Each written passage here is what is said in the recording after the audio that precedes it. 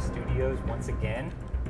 GameCrate plays. All right. We play one of the latest and greatest games on the latest and greatest hardware here. You are so excited. I'm very excited. I'm excited for a lot of reasons. Let's start with the hardware. Let's talk about what we have here, this beautiful system. Hopefully some of you tuned into the live stream we did from right here at Newegg Studios yesterday when JJ from ASUS put this together. It's got a Ryzen 1800x processor in it. It's got an ASUS X370 Pro motherboard, ASUS Strix GTX 1070 graphics card. It's on a really cool looking, it's called the Thermaltake Core P3 chassis. That's this whole system here. We're not going to be diving really into the specs, doing any benchmarking today. You should check out the live stream video. We'll have a link in the description of the whole live stream build from JJ yesterday, but he went into great detail at all that, putting the whole thing together, answering questions and stuff. That was very informative. What we're going to do is we're going to have the honor of actually playing a game on this thing. Such an amazing honor for reals. Yeah, and the game we're playing is Torment, Tides of Numenera. It's a game I've been excited about for quite some time. I don't think Mike knows very much about it. All I saw was the trailer. The concept looked really, really interesting. I know, though, this is basically like a D&D's lover type of, like almost like a send-off type. I know it's with Pathfinder, and I know very little of that. Well, I mean, you're already getting stuff wrong. Yeah. So Oh, I'm going to see? have to be very patient and correct you about everything. But don't worry, because that's one of my favorite things to do. Also, I am watching the chat right now, guys, so if, we're saying hello to everyone here. Martin, Gary, and GoGuard. Yeah, so this is Torment, Tides of Numenera. It's the most successful video game Kickstarter ever.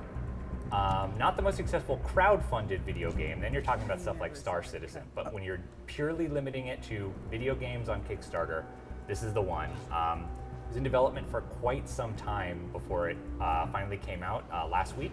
You can read our full review on GameCrate. We have some tips and tricks for beginners on GameCrate because, you know, I think the biggest criticism of the game is that it can be kind of opaque. It can be hard to understand at first because it's complicated and it's a crazy world and there's a lot of weird stuff going on. So definitely check out those tips and tricks because it is worth it. It is worth getting past the learning curve and playing. It's one of there aren't many games like this anymore or ever.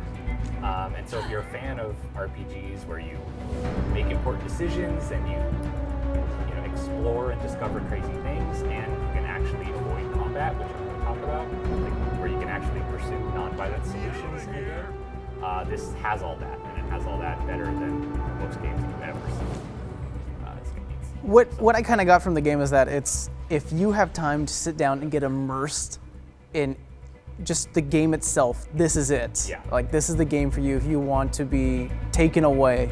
Yeah, that's a good way to look at it. The interview we put up today on GameCrate with one of the game's writers and developers, he talked about how there are, let me make sure I have the number right, 1.2 million words Ooh. in the game. There's a lot of writing in the game. Oh, I can't take an action. It doesn't heal myself. Here, I should be using these objects. Hope I don't die in this first fight of the game. No, of course not. Yeah, that would be terrible. Oh, this might be good. Let's see if I can get these guys. Try to turn the valve. Let's hit these guys with an area attack. Yeah, that's gonna be great. Look at that. Look at that, Mike. Oh, all three of these enemies. Get him! Oh. Yeah, acid spray. Okay, so that's what you sprayed. I was like, what are you doing though? It's so good. So was that your character or is that your companion? That's one of my companions. So your character is this guy. Hold on, not Tarspout. You is don't that play one? as Tarspout. Is that what you play? Maybe in a mod or something. Woo, be able to cool. play as Tarspout. Your Tarspout character forever. is this guy, the last cast off over here on the left. There's a lot of lore in this game. There's a lot of stuff to explain. Oh, this guy's leaving because we kicked his butt so bad. He's running away. Good, get out of here. The last cast off is like, okay, where to start? In this game, there's an entity called the Changing God, which is like a divine level, super powerful, magical thing. And the Changing God has lived for a long, long time in different bodies, one body after another. And the Changing God constructs new bodies according to what he needs at the time. And then his consciousness leaves those bodies and goes on to a new body when he needs something else. He needs a fast body, or he needs something that can breathe water, or whatever it might be. Yeah. So the bodies that he leaves behind are called cast-offs. And you are playing as what's called the last cast-off. You're the most recent body of the Changing God. From what I remember from the trailer is that he, or at least the Changing God, believes whenever he, basically changes into a new form and these cast-offs are created, he believes that they're just husks. Yeah, that's actually, that's a big part of this game, is the definition of identity and consciousness and that kind of thing is like, because you're playing a body that you didn't exist until the Changing God created you. You didn't have a mind before, and then he like took you over. It's he made you, right? Yeah. I think we're going okay. I'm not paying as much attention to the fight as I should be, but good job, we'll Tarspout. Survive. Yeah, you did it. Tarspout's helping us out. So the Changing God made you, right? And then leaves you. And then when he leaves you, you're like, you have basically amnesia. You start the game with amnesia. You don't know what you've been up to. You don't know where you came from or any of that. And then you're like forging your own destiny. You're making your own choices in the game. But like, what does it mean to be something that you were basically just born and you were created by something that then left you behind? Like, what is your life worth in that case? And did you just click leave? What are you doing? I didn't have the action points to do any. I have to grab this guy's item here because it's going to blow up this stomp on the panel. Let's stomp on the panel and see if that works. Hopefully I don't blow myself up. Yeah, so there's a lot of that in the game. There's a lot of like questions of identity, a lot of philosophy, that kind of stuff, and it's all very, very interesting. Let's blast this guy with a spell. There here. you go. Get him. Watch and learn. A lot of cool visual effects in this game. You'll notice by looking at the game, this is based on the Pillars of Eternity engine. I reviewed that game as well back when that came out a couple of years ago. This engine is really cool. They always have really cool environments, really detailed environments, and you can just look at some of the weird stuff. Yeah, we were kind of watching this before. Yeah, which it's great at that. And some of the spells and visual effects can look cool too. Like this bridge looks pretty cool here, this force bridge. But I mean, the characters don't look so great. The characters are not visually impressive. So this game is all about the environment rather than like, oh, look at the immense detail on my character. So you can see, this looks better than the system I was playing it on before, because all this, brand spanking new hardware here. You can see like this guy, Alligern, who's currently on my team, he has living tattoos. You can kind of see them on his arm. Oh yeah, yeah. He has an interesting ability where if you activate his living tattoos, then if he does the same thing in a row over and over again, he's more effective when his living tattoos are active. So if you heal and then heal again and then heal again, each one gets better. Or if you attack and then attack again and attack again, it gets better. Which is kind of an interesting thing. So you give him one task and he does that task. Yeah, and it can be whichever task you want him to do, any of his abilities he has, but you have to just keep a rhythm going with him. So he trades versatility for effectiveness a little bit when you're using that ability. Also, I gotta say, I love what's going on in the chat. Everyone's helping out everyone with audio issues on their own systems. Oh, really? Our people are so helpful. Be part of the Newegg community today. Yeah, that was a fiasco. So these guys are fighting. These are your first two companions join up, and they immediately have an argument about what they should do and where you should go. And this Alligern is suspicious of the woman is named Castellage. Calm down, we just met. Yeah, I'm not sure if I'm saying any of this stuff correctly, but yeah. So basically, you're forced to make a choice between the two of them right away. They won't both travel with you. You have to decide who you want to have on your team. Okay. There's a total of 6 different companions you can have in this game. You can have up to 3 with you at any time. So it's you and 3 others, and so it's a mixture of those 6, whichever kind of team you want. This is the PC build from yesterday. Yes. Yes, this is the PC. Make sure you check out the description. In the description for this video, we'll have links to all the different products we're using here, including this Cougar keyboard and mouse that I'll talk about a little bit later on, as well as the full live stream video of this magnificent machine being Absolutely, created. Yeah. All right, I'm gonna travel with Castellage. It was built and we couldn't let it go. Wow, we can't let this thing leave without actually playing a game. Yeah. Right? It would seem, what a waste to put this wonderful thing together and then not play a game with it. And And this is the game that I'm into right now. It's the game that I'm playing. I've been looking forward to it for a long time. Wait, so who did you choose? You chose. I'm Calistedge, and let's take a second to look at her. You see all these like shadowy echo figures around her? Yeah. The deal with that, and you encounter a few other people in the game that are like this, is I think what's going on is she's like accompanied by versions of herself from parallel universes at all times, taking slightly different actions. So you can see some of them are like looking in other directions, sometimes they duck or move around. And that's kind of the source of her abilities, and she sometimes gets like visions from other worlds that work in it. Yeah, it's that kind of game where crazy stuff like that happens around every turn. And that's what I was saying earlier, where like it can be intimidating, it can be confusing at first, it can be, you know, hard to always understand what's going on and what you're supposed to know and what you're not supposed to know and everything. But it's definitely worth it. It's definitely worth pushing through all of that. So let me talk about the keyboard and mouse I'm using. Well, I'm going to be exploring this city a little bit, and we're going to check out some quests and some of the crazy things you encounter. Whatever that is. This is the most normal area of the entire game, is where we are right now, and it has a giant alien right here and everything. It's like a giant alien. So this game, I was going to talk about the keyboard and mouse. Yes. So if we can switch, there we go, perfect, a shot of the keyboard and mouse. So this is the Cougar 700K keyboard. I'm going to lift it up for a second to show off the most interesting thing about it. I don't know how much you can see this, but the spacebar on the Cougar 700K is actually split in two. It's split down the middle. This is the spacebar here under my middle finger, and then this is the G6 key under my pointer finger. So you have a gaming key right there that you have like under your thumb or easy to hit right there if you're the kind of person who likes a lot of macros, in addition to the 5 you have on the left hand side of the board. It's really interesting. There's very few keyboards that do this, that split the spacebar key. It's not for everyone. If you normally like to hit the right side of the spacebar, you may hit the gaming key by accident. Of course, you can just program both sides of the space bar to do space, but that's kind of a waste, right? You have a keyboard that has a split space bar. You should be using the key for its full effectiveness.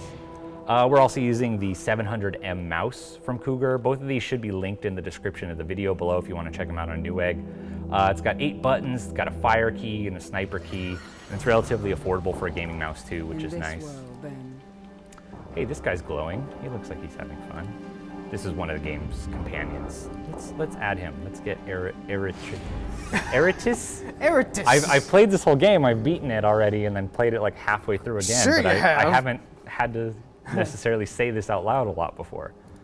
What is that golden glow all around you? He doesn't know. He doesn't see the golden glow that's all around him. No, wait. I should ask him to come along. I want him on my team. So the reason this game made so much money in Kickstarter. That was the one thing you said, that it was the most successful, and I was like, the most successful gaming Kickstarter of all time, video game Kickstarter of all time. The reason for that is that it is a spiritual successor to the 1999 game Planescape Torment. Planescape Torment, it's kind of a cult classic, although at this point, I think it deserves to be just called a classic. It was a Dungeons and Dragons based RPG in the Black Isle style of top down. It looked a lot like this visually, but it was set in a crazy world, the world of Planescape, which is a Dungeons and Dragons world where you travel from different worlds basically. You go to the equivalent of hell at one point, and your first companion in that game that you get is a floating talking skull, and it just gets weirder from there.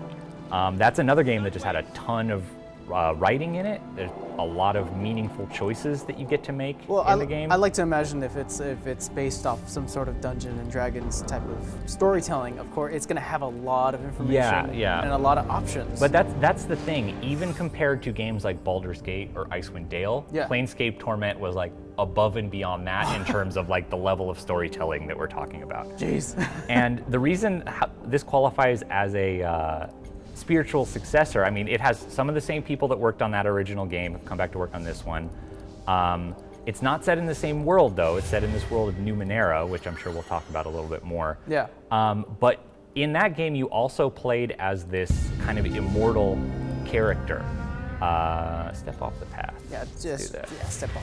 I'm not really reading all this stuff in too detail, so I may accidentally die or something. I'm actually but we'll see. I'm seeing your responses, like what options I'm just trying to catch it. Yeah, definitely don't expect this one to have us really dive in too deep in the story. This is a game where you need to play and read and then make your decisions for yourself because it's all very important. But so the deal in Planescape Torment is that you would die every time you died, including playing the game. You would wake up again. You would not die. You would come back to life and you'd be okay. That wasn't true of your companions. They could permanently die, but you would die and come back to life over and over again. And you had amnesia and you were trying to figure out why. Why does this happen? Why do you come back to life? Because you were kind of like a human, but you just kept coming back to life. So what was the deal with that? You were immortal. Yeah. And so in this game, it's the same deal. As a last cast-off, or as a cast-off, when you die, including when you die in the game, you'll come back to life. Okay. Yeah. Because the one thing I was going to actually ask is like, okay, you're a cast-off, and Yes. you're a shell, and you were once a god, but now that you're a shell, what does that actually, is that any better, or are you Yeah, just another person? it's a lot better actually because you are able to regenerate every time you die. And actually, like when you do die, you go to this place in your mind called the Labyrinth, which is like a mental construction where like you can access memories and things.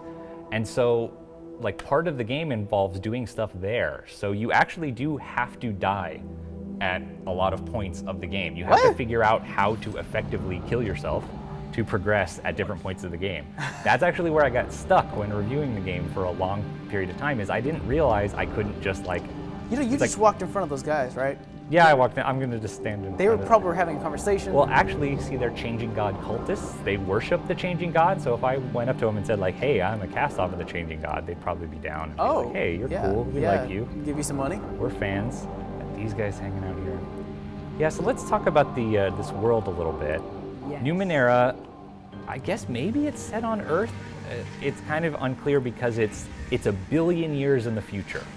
Oh, well, if it's that far ahead, then you Yeah. can pretty much put it anywhere. They call it the ninth world, and what the ninth world is like there have been apocalypses over and over again. There's been huge advancements and then falling back, and the world has been reshaped over and over again, and there are aliens and mutants and things that are effectively magic, but they're just really advanced technology.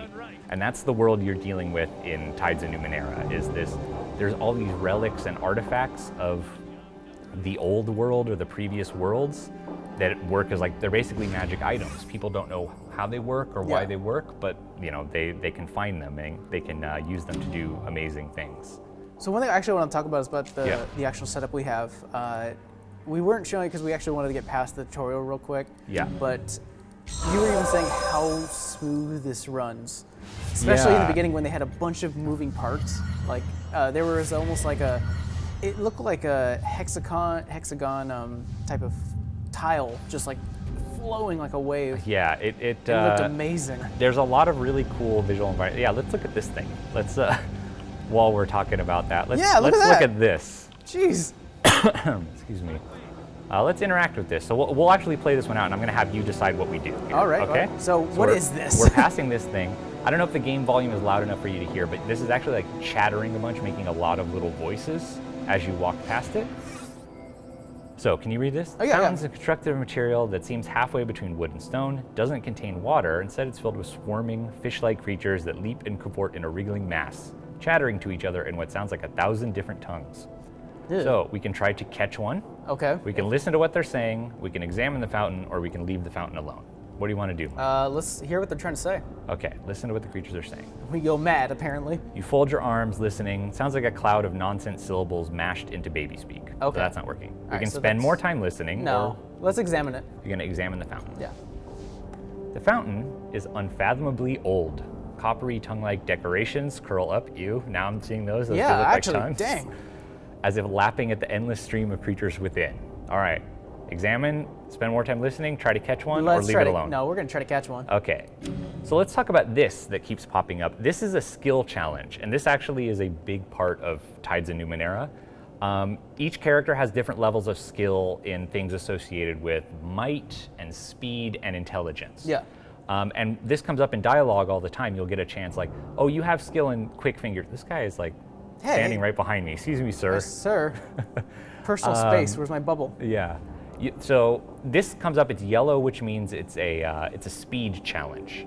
And it's based on the skill Quick Fingers, which you can have different levels of proficiency in. Yeah.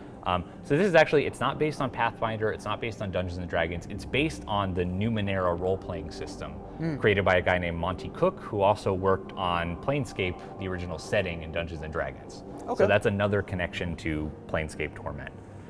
So when this pops up, it shows you by default, this is your pool of skills. That's my number 6 on the left. I have 6 points of speed that I can use per day. Okay. I have a 20% chance of success. My guy, based on my choices in that beginning section before we started streaming, my guy's he's a warrior. I think it's called a glaive in this game. He's about force. He's about fighting. He uses heavy weapons. He's good at smashing things and intimidating people. All right. He's not very fast. He's not good at. So I chose wrong. Well, I mean, we can probably still be successful, and that's what's cool about this We have game. a 1/5 chance. Yeah, 1/5 isn't too bad. And you don't always get a chance to try again if you fail, but you often do, which is good. And you should definitely check out our interview with the developers and writers on GameCrate today, because we published that today. They talked a lot about how you should try and not be afraid to fail in Torment, because a lot of times interesting things happen if you fail too. You don't need to always be successful at everything, and that includes the dying, you know, how you can die and it's not the end of the game. There are very few game overs. There are some places where you can get game overs. Almost like Very an few. actual Dungeons and Dragons game. If you Yes. want to try something and you actually fail, who knows? Something may actually happen from Yeah. it. Yeah. So it looks like none of our people are especially quick. We all have that same base 20% chance. We don't have a jack. A jack in this game, you have glaives, jacks, and nanos. Okay. That translates into warrior is a glaive, a rogue or thief is a jack, and a nano is basically a wizard in typical RPG fashion. So if we had a jack, they would probably have something like a 40% or 60% chance at succeeding. But instead, we're gonna try with the last cast off, and we're gonna spend points on this. So we're spending points from our speed pool to up our chance of success. Gotcha. And So we can now- use it once per something. This, I have 6 points in my speed pool here. When this goes all the way down, you can like use healing items that effectively replenish this pool, or you can sleep. If you find you almost always have to pay someone if you want to sleep, and that replenishes that pool. Well, let's give it a shot. Let's see what happens. Yeah, let's spend 2 points on this, get a 60% chance. That's a failure sound. Oh. Let's see what happens. You thrust your hand into the slimy mass of creatures, but they easily slide through your fingers. We can retry, spend 1 more speed, and try it again. I'm gonna give it another shot. See if he has some points. So, Yeah. he can spend more. Oh, he can he go all the way got up to it, yeah. 95. But do you want to spend all that speed? No, because he might have good combat abilities we need. So, he failed too. Oh my god. We're not getting one, Mike. It's not meant to be. I'm not All going right. to stand here and waste all my points on him. And then that guy who was really against us was like, the one who was really close. Yeah. Why do you keep sticking your hand in there? I think I'm blaming him for screwing it up. He really messed with my rhythm here. But I do actually know what happens, because in my review playthrough, I was able to grab one of these things. Okay.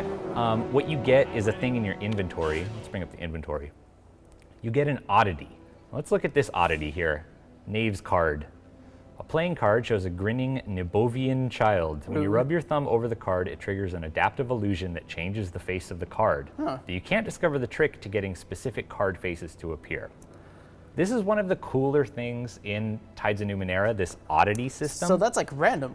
Yeah, what it is you find these items that have this associated description with them and sound really cool, and they sound magical, and they sound amazing and everything, but really the only thing most of them do is you're supposed to sell them.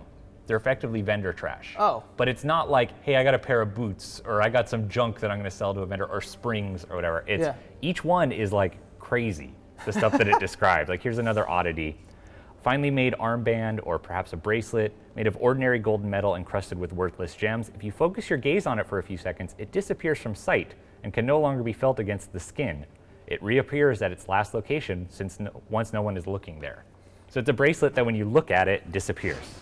That's useless. Yeah, they are useless. There are some where you can actually do things with them that do have some minor effects, but like that's the kind of game this is if anytime they could give you a boring thing, or they could give you an interesting thing. They give you an interesting thing. They'll almost overwhelm you with interesting things. They're not afraid to give you so many things to read. And so that was another thing when I was reviewing the game. I got oddities. Yeah. What do these do? What am I supposed to do with them? It seems so important. But no, they're not really that important. They're just interesting. They're just there to like mess around with and read about and to flesh out the world. Flesh out the world. That was actually what I was going to say. Exactly. It's one of those things where it's the world. That's what you live in. Yes, yeah, and the game is full of really rich details like that. This clock here. All right, so let's figure out what I actually That's a clock? It is a clock. Oh, they're going to yell at me right now. Why? Look, one of the Death Cheaters. This is the cult of the changing god. I didn't really mean to talk to these people right now, but they're excited that I'm here. They wanna party with me. Okay, cool. Let's see. No thanks, guys. I'm gonna leave. My bad. You're gonna make them mad. I'm gonna go They back. worship you. Oh, actually, I want to go into the underbelly here. So yeah, these are different parts of the first major hub in Tides of Numenera. There are 3 main hubs in the game that like connect a bunch of different areas and have their own associated quests and everything. So this is the first one. The first and the third are a lot bigger than the second, if you're interested in the structure of the game. Oh man, what is this weird? Like, look at this weirdness. Ugh. I think it's called trypophobia. Oh yeah, I shouldn't show that. That's probably going to be squicking out a lot of our viewers. Sorry, I apologize. Just run away. I know how bad that can be. I will not put that on screen anymore. Let's go up here instead. I want to talk to this robot. All right, so look at this guy. Here's Wow. a giant robot Yeah, what is hanging this? out here, right? Just chilling out, not saying much. All right, let's talk to him. I'm going to let you drive this conversation, Mike. You got it. Can't wait to miss another fish. Yeah. So, Master Foreman is his name. The construct looms over you, frozen in mid-step. Its heavy limbs and barreled body have been recently polished. The joints themselves are completely fused. The creature hasn't moved in a long time. It studies you with eyes made of swirling orange fire. Late for your first shift, Smith, it growls, grab a station and a hammer and damn well get to work. Well, first, I'm not a Smith. Yeah. So do we want to say, I'm not one of your workers? Do you want to actually get to work? Or do we want to ask him if he calls all workers by their position? I think I want to do number 1. It's Number 1. Yeah, let's be a little smarmy with Do this you guy. call all workers by their position? Saves time. You workers break so easily, or die, or retire.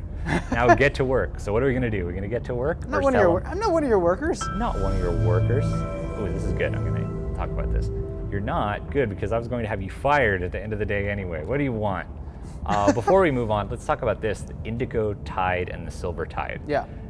The tides in the title, Tides of Numenera, these are effectively like the game's morality system. Gotcha. There's 5 different colors of them that are each associated with different values and priorities in life. I think for those of you that have played or are familiar with Magic the Gathering, the card game, you have the 5 different colors of magic in that game. They each have their own philosophy. It's kind of like that. Gotcha. Where like you have the red one, which really prizes like independence and freedom. And I think the silver one, I'm pretty sure, is the one that wants to be famous and leave a lasting legacy. I think maybe the purple one it's either self-sacrifice or it's about like subterfuge and stealth. None of them are bad. None of them are evil or necessarily good. They're just about what you value as a character. So the tides never lock you out of any choices later in the game, but they can make things easier or harder or influence people's reactions to you. So what do we want to say next? He's saying, why are we here? We can leave him. Why are you so loud? Why can't you move? I want to know why. Yeah, can't move. Yeah. No, I don't need to. Once we foremen were the tools of the cartographers and their vast web of machine intelligences. Submerged in the song of their will, we worked with thoughtless joy. Yeah, a lot of writing like that in this game. Now we can see how they got to 1.2 billion, like 1.2 million, sorry. Yeah, 1.2 million words. So he was created a long time ago. That's why, like I said before, this is called the 9th world, the world we're in. There have been worlds before and people before that have since like gone away and died, but they leave these things behind. They leave like the foremen behind, and we can interact with them. So do you want to know about cartographers? Talk about how cruel the gods seem? I want to leave. You want to leave? All right, so let's tell them it would make us go crazy. And then we're going to say, oh, can't just... Humans eventually did. Gods of yours shut you down. Our blue tide raised here. Farewell. Yeah. Stay clear of the forge. So let's see what our tide looks like right now. This is how you check your alignment. Dominant tide is silver. Silver. The silver tide represents prestige, power, and renowned. People attuned to the tide desire admiration and respect, all the more because of the influence it gives them in the lives of others. Leaders, celebrities, heroes, and autocrats are often attuned to this tide. So that's interesting. Like heroes, but also like tyrants might like this tide, right? They might be attuned to this particular tide. So it's that kind of game too, where there's not good and evil and right and wrong and that kind of stuff. That's not what's going on. It's about what you value and moral choices like that. The greatest form of storytelling whenever you write a villain is never a villain just to be evil. Yes, They're always the hero of their own story. Exactly, yeah, that's a good point. And when you do encounter, I'm not gonna spoil things for much later in the game, but when you do encounter like antagonists in this game, there are some antagonists there's like a death cult that's pretty just evil, right? Like they make their argument of why they think it's important. Yeah. But they're pretty evil. We can go visit them a little bit right over here. You can tell by looking at them that they're kind of evil. Please, just go to the death cult. Yeah, but yeah, there's a lot of people that you end up fighting that are not exactly villains, or you can fight. You don't necessarily have to fight these people. And can we be the villain? Oh, you can very much be evil, yes. You can be, like I said, there's not good and evil. Yeah. But you can make choices that I think most people would regard as pretty evil. So see, you can tell, like, if you walk into a place and you see this in their house, like, they're probably not the coolest dudes to, they might be a heavy metal band, so maybe they're cool. But these are like a death cult. Hey guys, can we join your club? I think they eat dead people to like remember their memories or whatever. So yeah, it's a cultural difference. I'm not judging, but I also don't want to hang out here with the death cult. Says you. If you're just tuning in, we are playing Torment, Tides of Numenera. We're playing it on this wonderful machine that you should check out the video and the description and the links to all the products you can see here in the description on YouTube. This was a system built yesterday by JJ from ASUS here in Newegg Studios. It's using the brand new 1800x Ryzen from AMD. It has an ASUS X370 Pro motherboard and ASUS 1070 GTX Strix graphics card in it. Really powerful, really cool. It's all built on the Thermaltake Core P3 chassis. It's a pretty sweet machine. Which is pretty funny because I know the chat was actually asking this question a while ago, and that was, is it okay to have your components out like this on a case? Yeah, that's a good question. If you're going to ask me a lot of questions about like the performance and higher level stuff, I haven't done the research, and I wasn't the one who did the build, so I do not feel qualified to answer that right now. But I can answer something like that. It all depends, which is not going to be a very satisfying answer, but I wouldn't have something like this if I had small children or pets in my house, because it's begging for something. You can see all the very tempting spinning fans right here that you like just want to touch. And we have glowing RGB RAM from G.skill, and this would get wrecked pretty quick. I want to say for the longest time, this right? one, the fan hasn't been spinning, and I just really want to touch it. I know, it only turns on when it needs to. It's really cool. Yeah. But see, this is like the fact that it looks so cool, and we're adults. We're not going to wreck it. We're not going to break it. We can just admire it. Yeah, of course. Right? We can just look at it and appreciate it. Many things are art, especially computer building. Yeah. PCs, PC building definitely qualifies as art, especially when it's something that looks like this. It works as a centerpiece for whatever room you might have. If you have this in your living room, it's pretty sweet. The cooling, like when you have an open case like this, obviously cooling is a lot easier. You're not trapping the heat, which is nice. I always feel bad whenever I'll talk to someone and they're like, oh yeah, I'm into computer building. And it's like, oh, where are you from? Oh, Arizona. It's like, oh my God, really? Yeah. It's gotta be the hardest thing. Yeah, I can actually tell a story relating to that. I had my college roommate my first year. I'm just going to be answering questions in this quest while I do this. My college roommate in the dorms, my first year of college years ago, was sort of an unusual guy. And during the first few weeks of living together, he played a lot of games on his computer. and his computer, like, it overheated and basically had a meltdown, so it broke. Yeah. And so then I come to our small dorm room a few days later, and he has purchased an in-window air conditioning unit Okay. for our small dorm room, full-size in-window air conditioning unit. That was his solution to make sure that his PC didn't overheat, was to buy an in-window air conditioning unit and have it set all the time at 60 degrees. I don't see anything wrong with this. Well, you should have lived with him because it was cold. Yeah, that's not the best way to cool your PC. And the PC's not going to get cold. Yeah, setting your giant air conditioning unit in your tiny dorm room to 60 degrees day and night. What did happen, unsurprisingly, is that the air conditioner broke. Yeah. Because that's not how they're designed to work.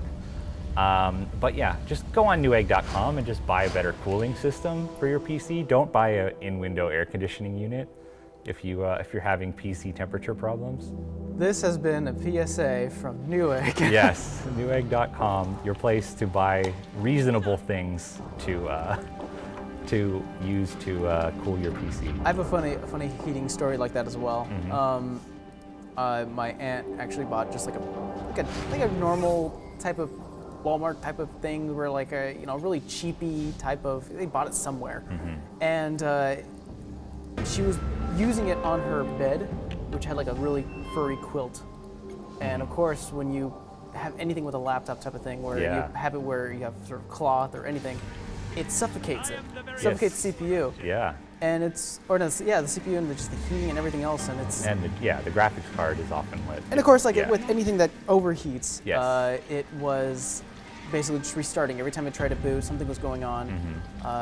She asked me to take a look into it, I did.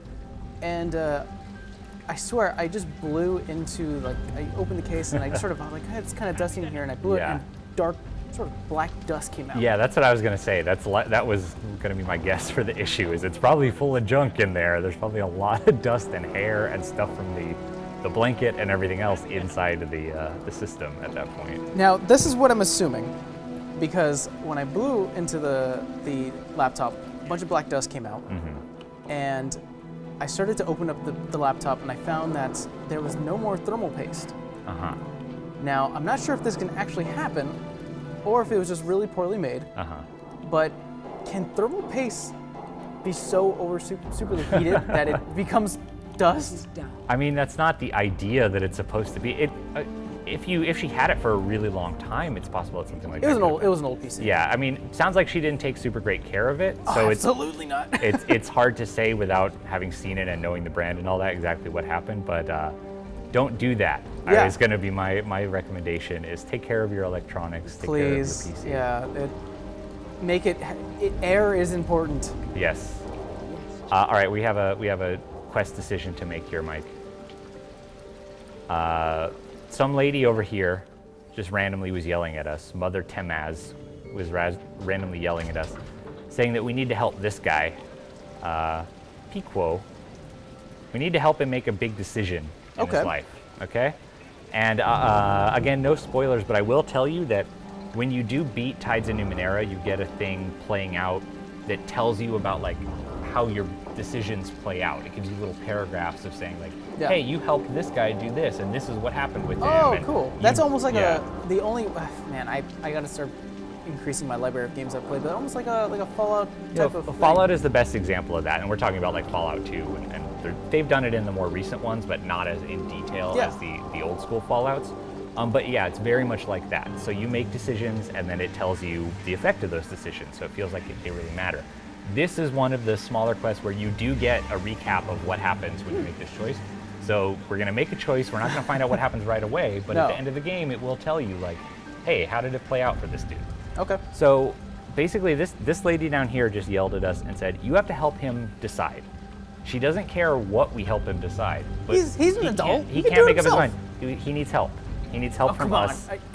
He might be a younger guy anyway. I forget. I think he might be like sure. Kind of a kid, Let's see what he's got to say. So he's a boy. He's a mutant boy. He's a mutant boy. You can kind of see in the visuals here, he's got like stuff growing out of his head all over the place. He's in his late teens, but is the size of a young child. His arms are little more than bone wrapped in red speckled skin. Ugh. A raw line zigzags down between his mismatched eyes and over his blade of a nose. Is he looking for like dating tips or something?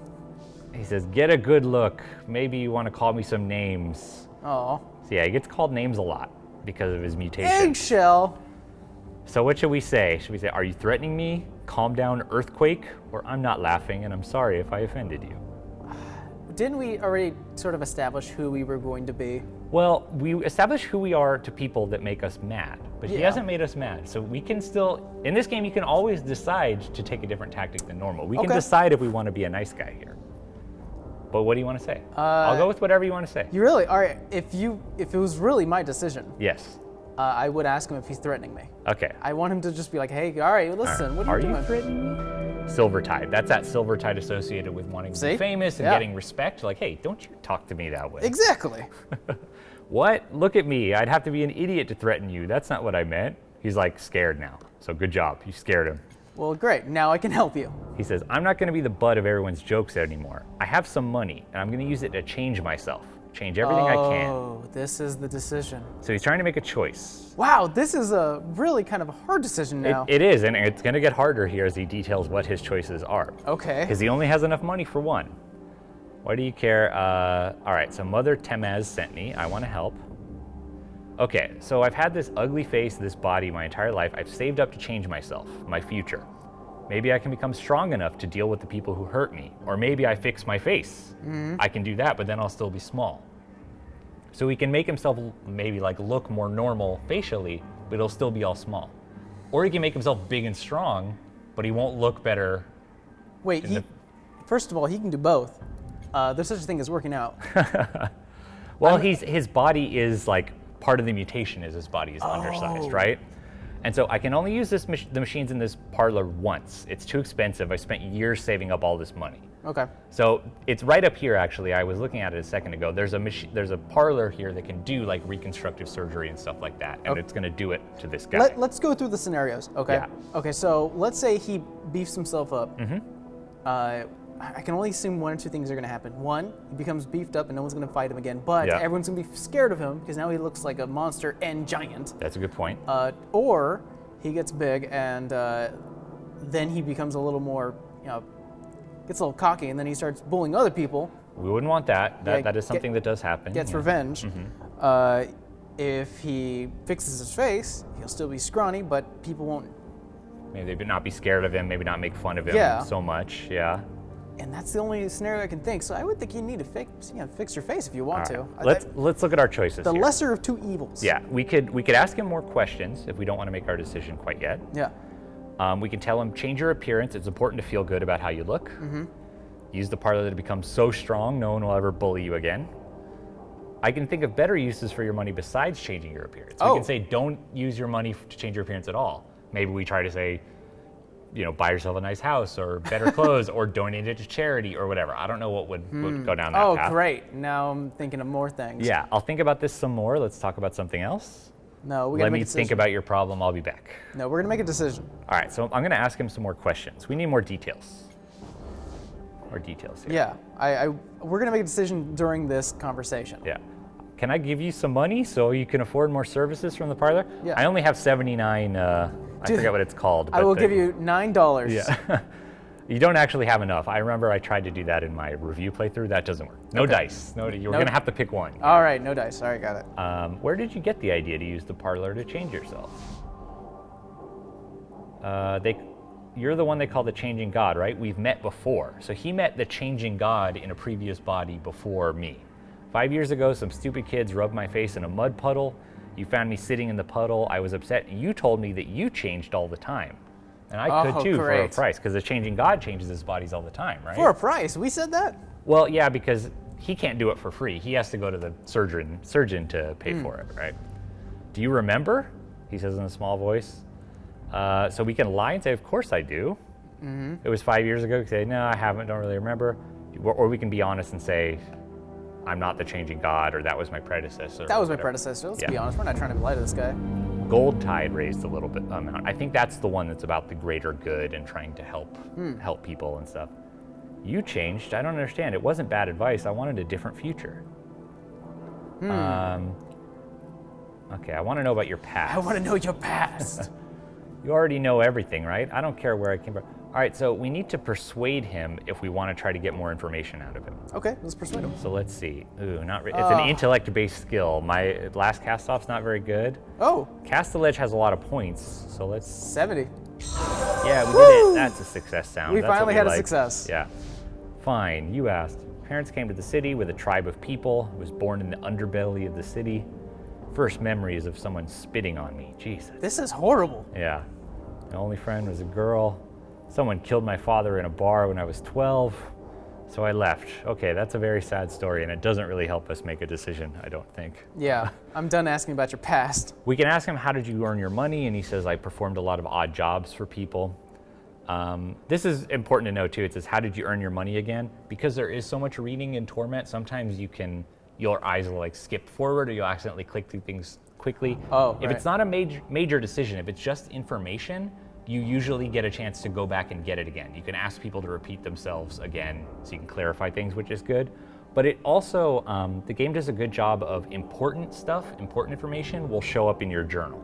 So you can always check that later. To jump in real quick, the chat is having a discussion about the Ryzen CPUs and sort of like Intel and how they compare. Yeah. But one person said something that I immediately went, yes. Victor was basically saying that he wants a Ryzen laptop.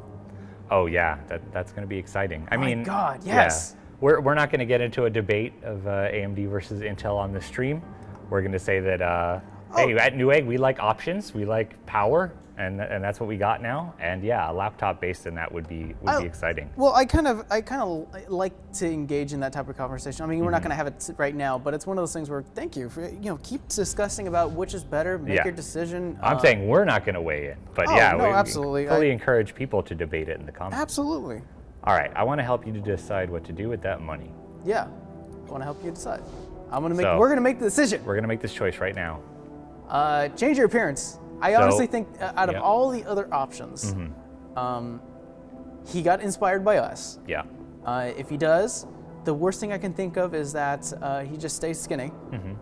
People may still bully him a little bit, but he's going to feel good about himself. Yeah. He's going to be able to do other things that other people may not recognize him. Like, let's say he goes to a different town. Well, guess what? He's going to be accepted because he looks normal. Yeah, okay. I think it's the most logical option. All right, so change your appearance. So, I mean, from a certain perspective, this is kind of superficial, but it's like superficial, but it's going to make him feel good, maybe. Yeah. Like, so you can see, the reason I'm like walking through this thing in detail is this is the kind of decision you make a lot in Torment. Like, the right answer, the moral answer, like, this isn't that kind of game where it's like, oh, I'm going to be a renegade, I'm going to be a whatever. I just don't want him to turn around, get buff, and then start like bullying other people. I think that's a valid and then concern. Then we'll have to take him down. Yeah, well, actually what would happen is we would make our choice and then we're done with him. Yeah. At the end of the game, like 20 hours later, we'll get to the end of the game and we'll see a paragraph that tells us, oh yeah, he became a big jerk and beat up everybody. I'm like, oh man. We're never going to know. Yeah. I mean, well, you can know if he beat the game, but all right, we're going to tell him to change his appearance. Quest updated, Silvertide raised. So he's smiling. Tentative smile. Yeah, look at that. We made him happy. You're right. I hate looking like this. Being bigger wouldn't fix that at all. Yeah. That's it. Thank you. He's going to go get himself a new face. Now let's go talk to that. We'll talk to that woman who said we fixed him up. Yep.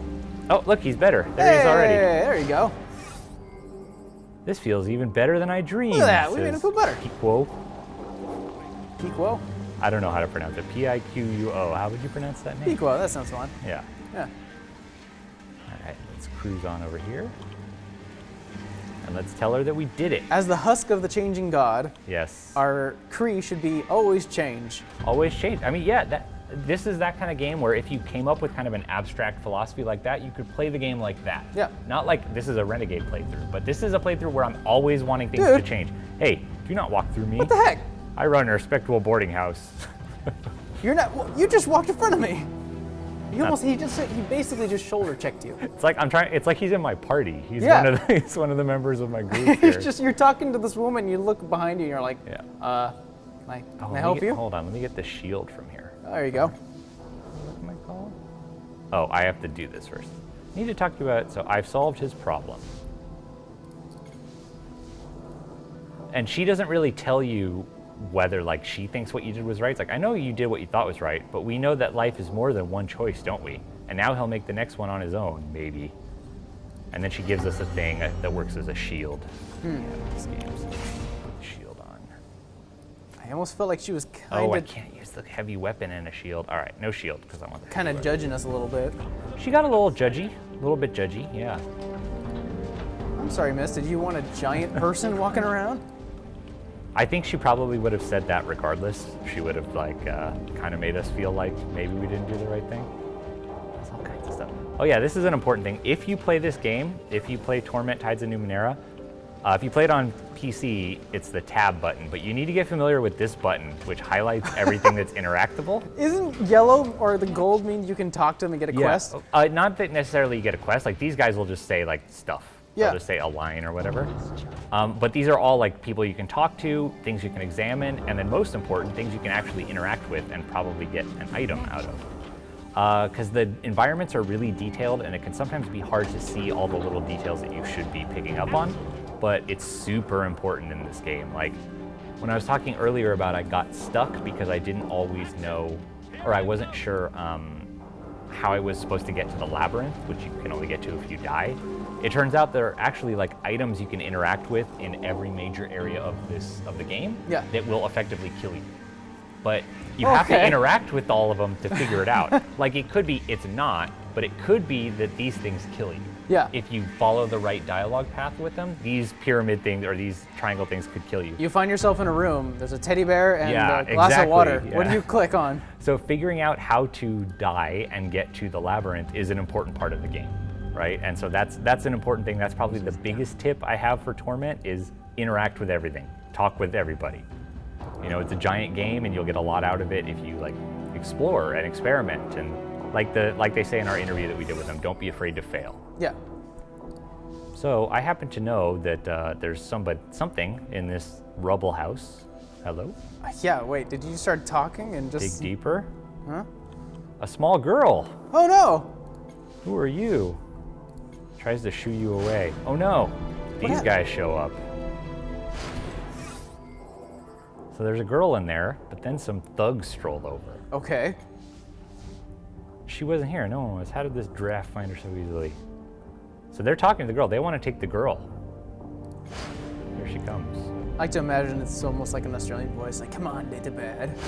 Yeah, it's a billion years in the future. Who knows how people talk? Probably they're all Australian. That's how I'll hear this game in my head from now on. Just ruined That's it. how they talk in Mad Max, so right? That could be how they... How'd you know that's what I was thinking about? Well, that's a long time in the future, and it's post-apocalyptic, kind of. Huh. All right, so the girl's nervous. She doesn't like these guys, but she's also not too comfortable with us. I kind of thought we were going to be a villain, but now I want to protect this person. Well, you could be a violent jerk when stuff opposes you, but you still can be the kind of guy who's not going to beat up a kid or like turn a kid over to thugs. Sounds right? good, yeah. There are lines that you can draw short of that. To the men. To the men. Do you know this girl, or why were you looking for her? Why were you looking for her? Why were you looking for her? Little urchin ran away from her home. Her mother asked us to find her and bring her back to safety. I don't believe you. We can ask her if that's true. We can say where exactly you're going to take her, or you don't sound like concerned friends, more like thugs. Let's talk to the girl. Okay. Yeah. Is that true? No, she grabs your wrist. They're bad men. They want to steal me. Kidnappers, that's just crude. We're delivery men. You're not even... Really, man? Yeah, the means and You're not even hiding motivations it. of our employers ain't none of our business. So they've been hired to just get her, to get her and to give her to someone. There is a slaver who put up a fine bounty if we bring her back. It's all legal and none of your business. Best you stay out of it. Their hands are on their weapons at this point. All right, fine. We're going to do the same. All right, so Rin is the girl's name. And she's saying that we have the right to, she'll stay with me, or she'll stay with our group. So we can try to intimidate them, persuade them, deceive them, or just give her over. We got to intimidate. Intimidate. Yeah. This is something we're actually good at, because it's might-based and we're wrathful. Do it. We can spend some points on it. Yeah. Yeah. Scared these fools away.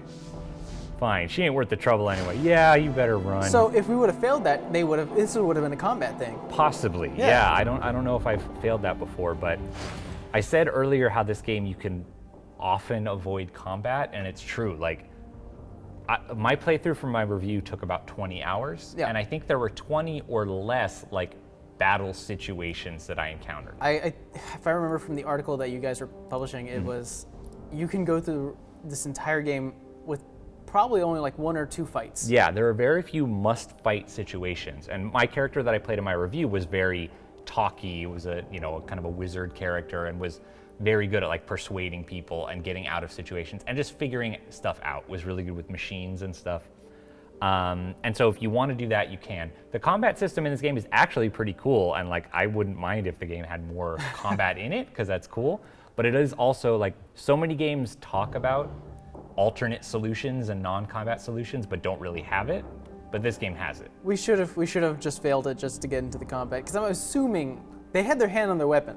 I'm assuming I think they would have fought us. Yeah, I'm expecting that's what it was. So with this girl, are we gonna follow her to her actual house? Are we gonna protect her? Yeah, that's actually the interesting thing. She is one of the game's 6 companions. What? Rin is one of the companions, but she's not good at fighting. She can't really do a lot. I can assume so, but I can assume maybe she's a thief. She has some skills like that. She definitely has some non-combat skills she can do stuff with. But, but what's interesting is, if you bring her along, you're kind of handicapping yourself, because you only have 3 people, but it does open up a lot of interesting story possibilities, and she has some interesting abilities that come into play and that kind of stuff. But that's a really cool part of the game, is you can play through with her. She's not maybe as strong as some of the other companions, so some of your fights later on might be more challenging. Knowing my luck, I'd go, you know what? We're just gonna beef her up. We're gonna give her all the great equipment. She'll be fine. The ring of power and Here everything. You go. We're saying you can come along. Yeah. If somebody comes after me or after you, I'm not a fighter. I can't help you. And we're saying we can teach you to take care of yourself. Yeah, there we go. All right, let's do it. So now she's in our party. And you can see here, we can check out her stats. Lost child who shapes gods. She's just a child, unless you count, she has a damaged head, her odd turns of phrase, and she talks to a rock that lives in her pocket. Rin insists that the stones she carries with her are gods. She says they help her, although it's hard to know for sure.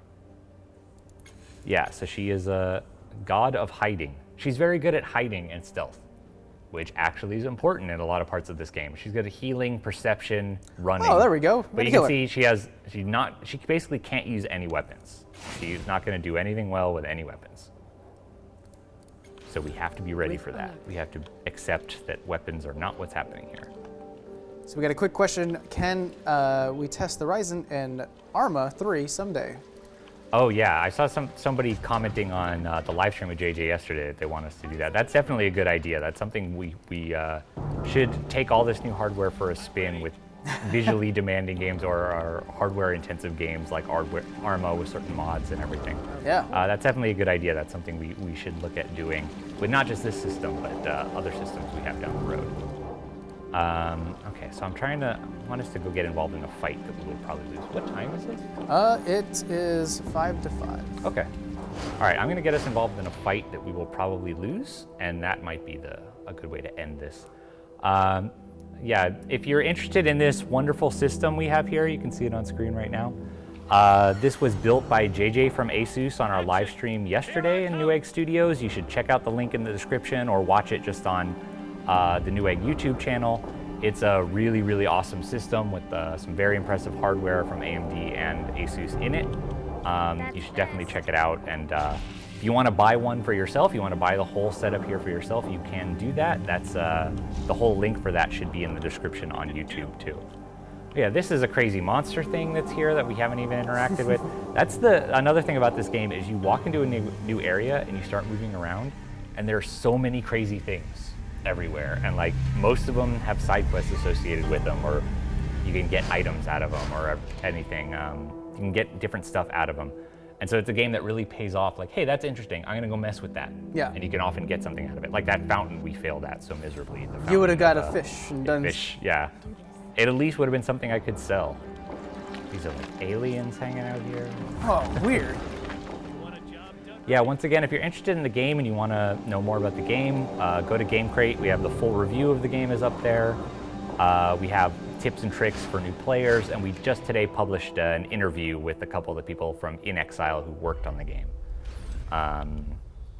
Really good. I had a lot of fun with it. I definitely think it's not a game for everyone. Like if you're into a ton of combat, the game doesn't. It has stuff where you can fight, but it's not a combat-focused game. If you were a fan of Torment, like Planescape Torment, it's definitely a good follow-up to that game, and that's saying a lot. Because what the scariest thing about this game would be is I can imagine myself playing it for about 2 hours. Walk away, have to do something, and then a day would go by, and I'd come back and I'd go, okay, wait a minute, where was I? Yeah. Yeah, I mean there's a lot.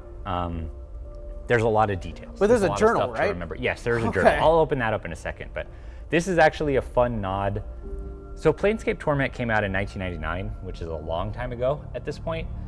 Hopefully everybody has played it. Like everybody who likes RPGs should play Planescape Torment because it's very important, and it still is good. It definitely holds up. But one thing that would happen in that game a lot is that you would encounter people that you didn't remember from one of your previous lives, one of the previous times that you had died, right? Yeah. And sometimes they would call you by this name. They would call you Adon or Adon or something. And you could act like, hey, yeah, that's me. I totally know what you're talking about. Yeah, they'd be like, hey, I have this package for you. And you say, yeah, thanks. That's for me. I was waiting for this. Yes, I totally know that. And so this is funny that here in Tides of Numenera, they're using that same name. And some people are saying, hey, it's you. It's Adon. It's Adon. I remember you. In Planescape Torment, if you made that choice a lot to act like him, something big would happen later in the game where you would actually encounter him, like you'd encounter a version of that guy. Have you been using my name? Yeah. It's like that joke story or whatever, where it's like people, you keep getting a phone call. It's like, hey, is Jerry there? Is Jerry there? Is Jerry there? And then later in the day, it's, hey, this is Jerry. Have you gotten any phone calls from him? It's exactly that kind of thing. But here we're gonna tell her we're not that guy. Come on. We're somebody different. Do I look like Adon? Yeah, I don't look like that. I'm trying to prepare something called a resonance chamber. Who or what was the? So we're gonna go get in this fight here. Good. Share advice. Let's talk about that favor you want. So this lady is actually an important step on the main quest of the game.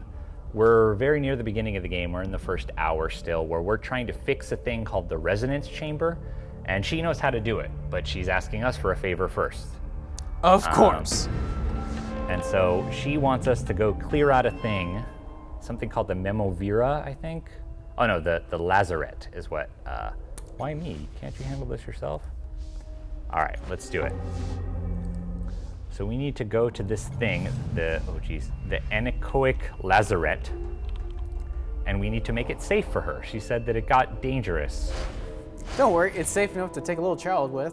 Oh yeah, we may get this kid knocked out, which would be sad, but yeah, we're safe enough for the kids, safe enough for you. I'm saying that I know we're probably going to die because it's a pretty challenging fight, and I've just been running around and talking and haven't really been leveling up at all. So we're not really ready for this, but I'm going to go ahead and do it because I think that'll be a good end to our live stream for the day.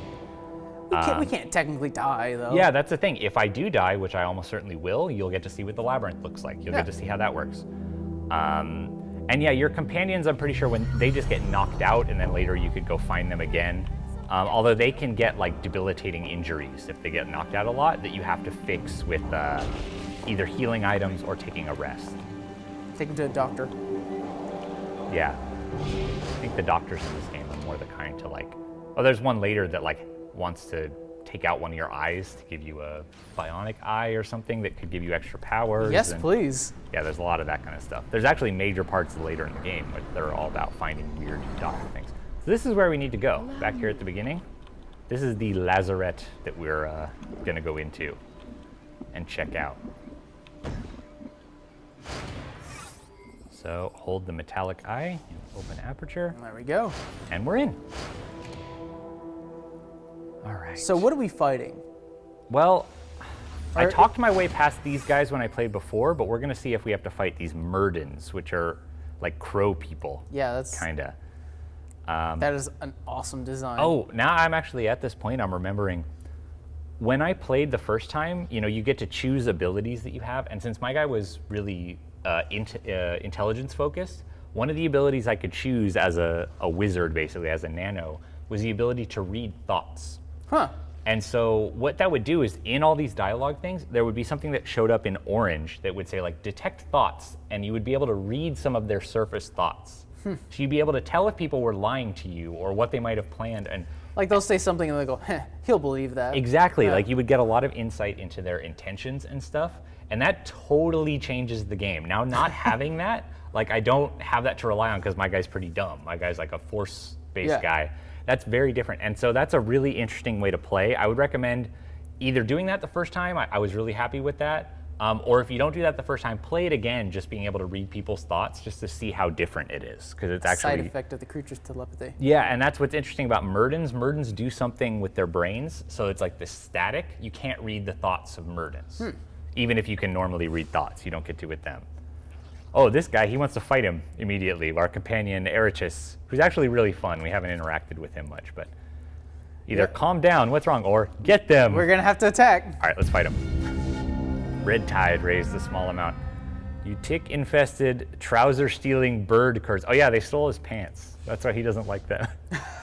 So because we just jumped into combat, we all get improved initiative. We're gonna be faster in combat because they weren't ready.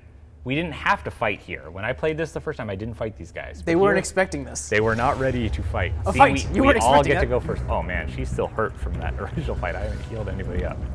All right, so this guy's really strong. You can see both of our dudes, our last cast off and Erichis, are very frontline fighter type guys. So let's go fight them. Oh, these guys are injured too. I think they, oh yeah, that's the story. These guys have actually been trapped in here for quite a while. So they're not at full strength. Oh. We opened the door, they weren't able to get out. So they didn't actually, I don't think, want to fight us. We could have just let them walk past. It's like, thank God you opened the door. We're gonna go fight them. Now they're dying. Yeah. I don't feel happy. Got him. Oh, nice. You're down. Crit. Down fast. So how combat works is this crisis system. When combat starts, it says crisis initiated.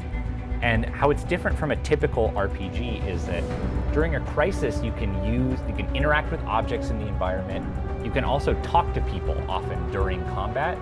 And you can do things like talk to people and say like, hey, you should leave. And they might get intimidated or run away or become weaker because you've like threatened them or something like that. Or you can end combat entirely because you say like, hey, let's not fight.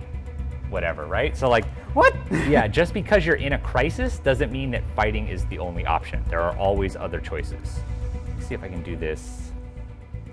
Uh-oh, something's happening. I'm in a static field, which is, you can see all the things affecting me here. I've improved initiative. Static field is lowering my willpower and evasion, and I'm flanked because I'm between these two guys. Let's see if we can fix that. I didn't quite kill him. Did a lot of damage to him though. Okay, can she reach these guys? Yeah, just blast him. Got him, hobbled him.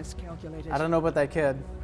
Oh yeah, she can't do anything. I haven't had a fight with her before. So Maybe she she's could gonna- heal. Start healing. She's gonna hide. Yeah, I should have given her healing items. That would be really good. She would be good at that. Like Yeah. if she had, the main healing item in this game is called spray flesh. It's like skin that you spray onto people to fix their injuries. If she had a bunch of that, she'd be pretty useful. All right, now, ooh, Oh, no. hitting the last cast off. That's fine. We're like a tank. Yeah, we're okay. We're pretty strong. Whoa, what the? Oh man. What are you doing? They're all ganging up on the last cast off. That's okay. We're gonna take them out. Oh, nice. Bet your ancestors felt that. All right.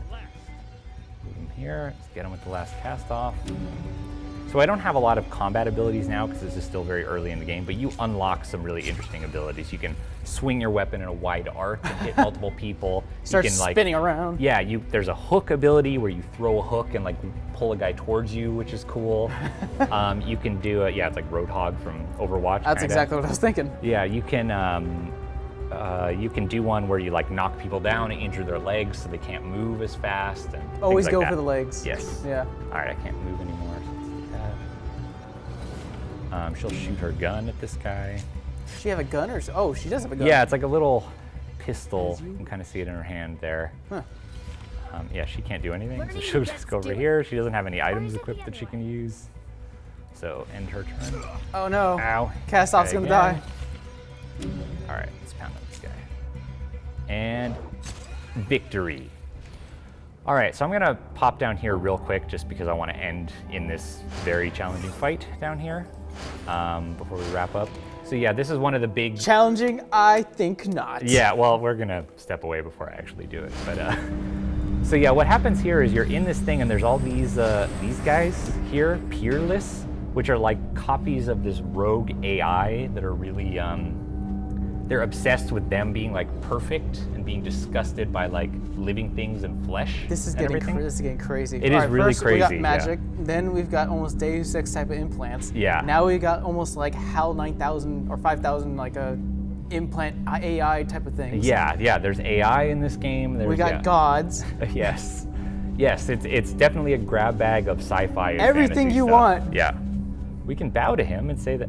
I haven't tried that. Maybe even to say like, hey, you are the best, but no, we're gonna smash. I get this is already set, like already kind of in a preset world, but whoever made this world basically was like, what do you like? You like everything? Yeah. Oh, you got it, I'll put it in here. Yeah, that's that Monty Cook guy that I mentioned before. He definitely has a crazy great track record with making worlds and making things unlike any other. Great on you, Monty. Yeah, that's what you have here with Tides of Numenera and the world of Numenera. So we're gonna call it there. I'm pretty sure I would die because I died as a lot stronger character when I tried this fight several times. This is one of the first big challenging battles in the game. So my advice, if you are playing this game, is to level up a lot more before you show up here. Yeah. Make sure you have healing items, make sure you have... explore the world first. Yeah, make sure you have ciphers, which are the game's equivalent of like magic items, usually like bombs you can throw or armor you can apply. That is my favorite. Yeah, it's pretty cool. Yeah, you do like that. So yeah, thanks for tuning in. Thanks for watching. Make sure you check out the live stream linked in the description of the build of this this wonderful system we have over here. Thanks to ASUS for putting it together on the live stream yesterday. Yeah, and all the hardware we have here, the Cougar 700K keyboard and mouse. You can check out links in the description on YouTube to all this stuff. We also have reviews of the keyboard and mouse that should be up on GameCrate. And play Tides of Numenera if you're a fan of role-playing games. If you like to read, there is some reading commitment, but it's definitely worth it. If you like, morally ambiguous RPGs, if you like philosophy or, making challenging choices, this has all that. Definitely worth it. Yeah, so we won't be streaming next week because we're all going to be at PAX East. Make sure you tune in to Newegg's coverage on GameCrate and everywhere else on Newegg.com. If you guys are going to PAX East, come say hi. Go to the booth. Yeah. We're going to have a Newegg booth, and we're going to be having a lot of great things to show. You can play some Call of Duty Zombies. We're going to have an event there. There's so many things happening. Yeah, definitely check out the Newegg. If you're in Boston for PAX East, visit the Newegg booth. Check out everything we have there. Newegg actually has a panel. I think it's on Saturday at 4:30. That's all about PC gaming. That I'll be hosting that panel. So come by and say hi and learn all about PC gaming. Hear about the state of PC gaming from some of the big names in the industry. That's very exciting. Yeah. And if you're not there, you can watch all that live stream. Make sure you tune into the PAX East live stream, watch our panel, watch all the coverage of the event because it's going to be pretty exciting. So yeah. We'll always keep them updated. Yeah, we should be back in the week after PAX. We'll probably be back with another new game and hopefully a cool new system to try out. Anything else you want to say, Mike? No, other than now I want to see what else this game holds because it's got technology and it's got magic and yes, we've barely scratched the surface of what this game has to offer. Yeah, if you like creativity in games, you should definitely pick this up. Definitely support this kind of innovative.